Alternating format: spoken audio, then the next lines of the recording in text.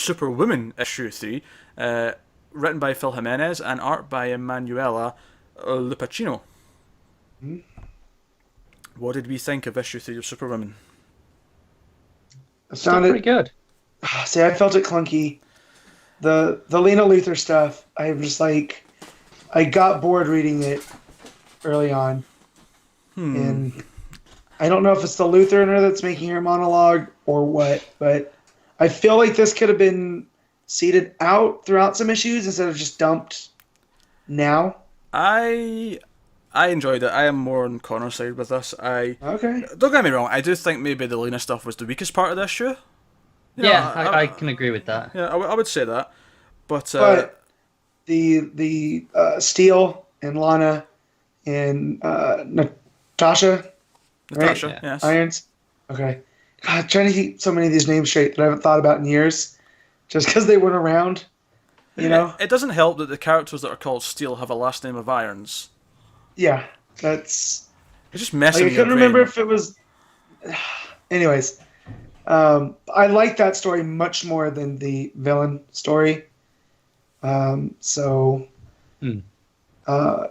with Lana and her anxiety, and that she's sick, and Steel's constantly like, "You need to stop." She's like, "I can't stop.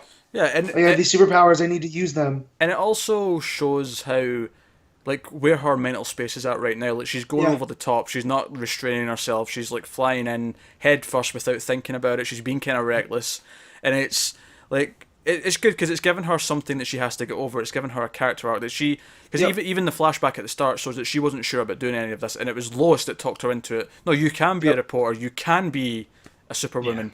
And all of it's kind of falling apart. She's like feeling the weight of it all on her shoulders, and she's struggling. She's taking pills to help with it. And I think one of my favorite things is the idea that she keeps saying she never used to feel fear, but then one day she did.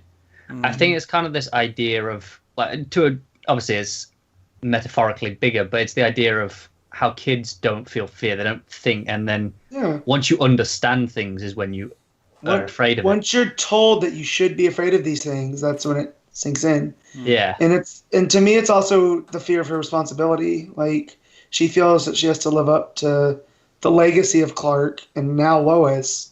Yeah, and both sides of Lois. Yeah, and so it's too much for her to handle. So I almost think like her being sick is not a symptom of the powers, but of her mental state. You know. I'm inclined to think that as well. I don't think she's. I don't think she's going to die like those did. Partly because we've got a book about her, but also no matter what that last panel says, it's not happening. I mean, same thing happened in Iron Man 2. He was like 80% sick and then makes a magic element and cures himself, right? But at least here, it's like I can see them like her curing it because it's all about anxiety. It's all about her getting over it, and she can convert energy, right? Yeah. That was this whole point of this issue with Atomic Skull, which I thought that was cool too. Yeah, I liked all that stuff. She offered compassion. Like, she didn't show up and punch him out.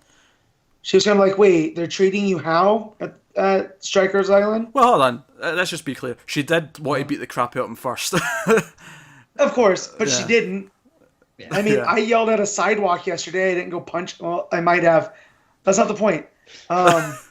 Wait, did you actually yell at the physical bit of concrete? You know, the actual... I was in my truck, and the people in front of me wouldn't move, and I yelled, it'd be great if the stupid effing sidewalk wasn't here.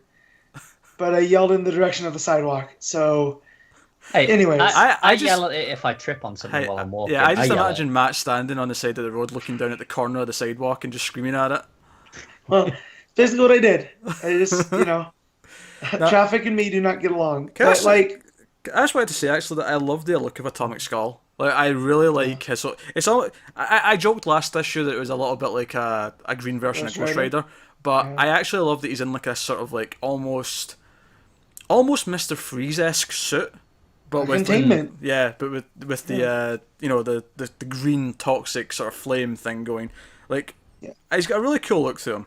And I even liked his thing at the end when they used him to repower the city. He's like, "Oh, I just saved the city. That's a first." Yeah. I love all that stuff. Go ahead, Connor. We're talking about how her dying, and the thing at the end says about, it's the radioactive stuff that's killing her. Yeah. And it's like, well, we've just seen her convert. do all this Convert with energy. with radioactive energy. So it's like, Yeah. surely she can do it on herself. Yeah. Yeah, and that's why I think it's her mental state that she's. Yeah. So as I've dealt with anxiety, and you think that everything's killing you, no matter what. So, if you're in that negative headspace and you can't deal, then everything's gonna cause your problems. For the record, So once she gets, what's up? for the record, there's only one thing killing me, and it's a ginger named Connor. I knew it was going to do that as soon as you started that sentence. I was like, all right, how's this about me? Yeah, of course. But yeah, so it's definitely I don't know how she's gonna do it, and that's what's cool about the journey. But yeah, and I wonder how this is gonna play in with how Action ended. Also, if we're gonna get like her side of that. Yeah, we might. I actually really liked the art in this issue. I thought it was very on point. Yeah, let's flip Pacino though. Like anything that they've done, because I think needs to be solid. I'm looking right now at the panel where she's got a nosebleed, right, just towards the end of the issue, and it's really good facial expression, really good coloring, everything about it's just kind of. This is kind of.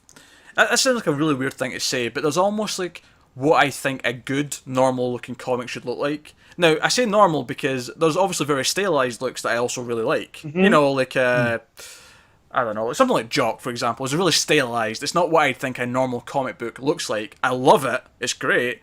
But there's you could say the same about Cooter, too, right? Like Aaron Cooter's stuff was stylized. Yeah. But there's like a sort of normal version of art that I expect a comic to look like when it's good. And I feel like this fits that kind of bill.